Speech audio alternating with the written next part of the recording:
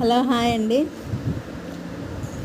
ఇది blouse piece తీసుకొని అంతా 4 ఇంచెస్ వెడల్పుతో కట్ చేసి ఇట్లా చాప తీసుకుంటాం కదండి, చాపకు గోటు వేసుకోవడానికి ఇలా కట్ చేసి అన్ని జాయింట్ చేసుకొని పీసులల్లా నాకైతే మొత్తం ఒక బ్లౌజ్ పట్టిందండి. ఇట్లా సన్నగా అంతా మడిచి కుట్టుకోవాలి.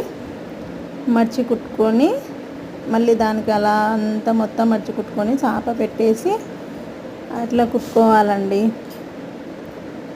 అట్లా కుట్టుకుంటే చాప ఎక్కువ రోజులు బాగా బాలెక్కు వస్తుంది పోకోకుండా. లేదంటేనే ఆ చాప పీసులన్నీ మొత్తం ఊడిపోతుంటాయి, అంత గలీజ్ అవుపిస్తుంది.